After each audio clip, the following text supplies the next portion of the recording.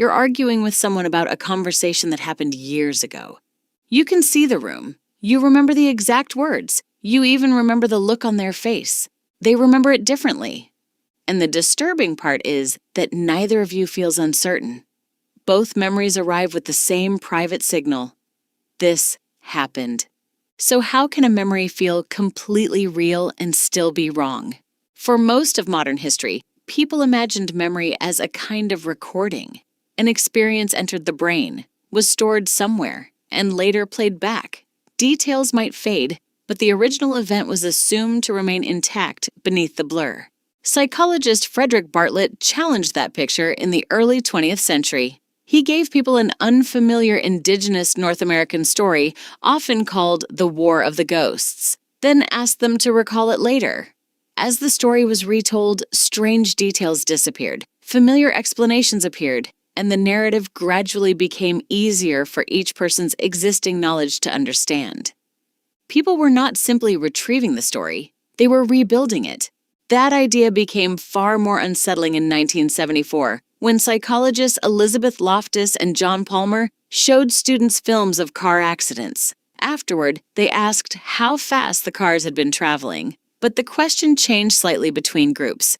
Some students were asked how fast the cars were going when they hit each other. Others heard smashed, collided, bumped, or contacted. One verb changed the answer. The smashed group estimated roughly 41 miles per hour. The contacted group estimated about 32. The film had been identical, only the language added afterward was different. Here is the unsettling part. A suggestion does not always feel like a suggestion once it enters memory. It can lose its label, blend with what you actually saw, and return later as if it came from your own eyes. You may not feel pressured or confused. You may feel certain. And that raises a frightening question. How much of what you remember came from the event, and how much arrived afterward? Loftus and Palmer went further. In another experiment, people watched a collision containing no broken glass. 1 week later, 32% of those who had heard the word smashed reported seeing broken glass. Only 14% of the hit group and 12% of a control group did the same. The word had not merely influenced a speed estimate, it had helped create a detail that was never there. Later experiments used the same basic pattern. People saw a car stop at a stop sign, then received a description mentioning a yield sign. When tested afterward, some chose the yield sign as the one they remembered seeing. This became known as the misinformation effect. Information encountered after an event can distort your later recollection of the event itself. But scientists still debate exactly what happens to the original trace. Sometimes the new detail may interfere with access to it. Sometimes both versions may survive, while the brain confuses where each one came from. And sometimes the new information may become integrated into the memory you reconstruct. The result feels seamless because your brain usually hides the reconstruction process. Every time you remember, your brain must assemble scattered pieces, an image, a feeling, a fact, a familiar pattern, and perhaps something another person told you later. It then presents the finished scene as a single experience. You see the final picture, not the stitching.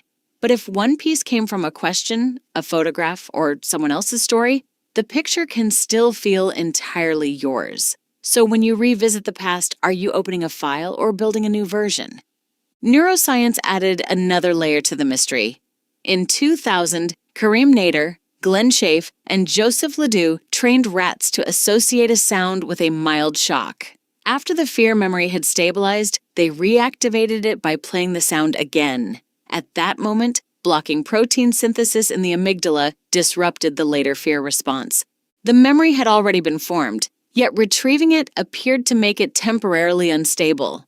Researchers call this reconsolidation.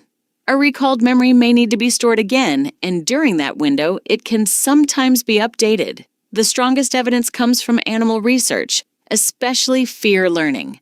Human memory is more complicated, and scientists still argue about the exact conditions under which reconsolidation occurs. It does not mean every casual recollection completely rewrites your past, but it does mean retrieval is not always passive. Why would evolution build such a risky system? because a perfect recording is not necessarily the most useful memory. Your ancestors did not need a flawless internal movie of every hunt, argument, path, and face. They needed the parts that could guide the next decision. Which plants cause sickness? Which person could be trusted? Where did predators appear? What changed since the last time? A memory system that can update is a memory system that can learn. Imagine returning to a watering place that was safe for years and finding fresh tracks from a predator. A rigid memory would preserve the old lesson perfectly. Safe water.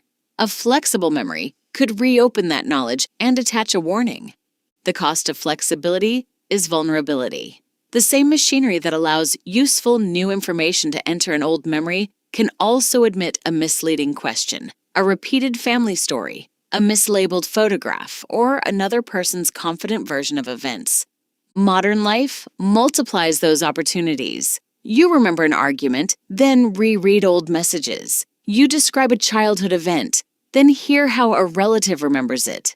You watch a video about something you witnessed, then encounter comments confidently naming details you never noticed. Later, the sources can blur.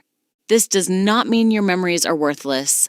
Most everyday remembering works well enough to navigate relationships, places, skills, and identity. It also does not mean every disagreement has no truth or that confidence always signals error. It means confidence and accuracy are different things. A false memory can feel vivid. A true memory can feel uncertain. Emotional intensity can strengthen your belief in a recollection without preserving every detail correctly. If you like discovering the hidden logic behind your own brain, subscribe to Primitive Brain. The useful response is not to distrust your entire past. It is to become more careful about how the past is handled. When accuracy matters, record what you remember before discussing it with other people. Separate what you personally witnessed from what you later learned. Be cautious with leading questions, especially questions that already contain the detail they claim to investigate. And when two people remember the same moment differently, certainty alone cannot decide who is right. Your memory is not a courtroom video. It is a living model built to help you act now. That is why it can combine fragments, fill gaps, preserve meaning, and absorb new information. It is also why a single word can sometimes reach backward and alter the scene you swear you saw. So the next time an old conversation appears in perfect detail, notice the feeling of certainty. Then remember what that feeling actually means. Not that the past has been replayed, but that your brain has finished rebuilding it.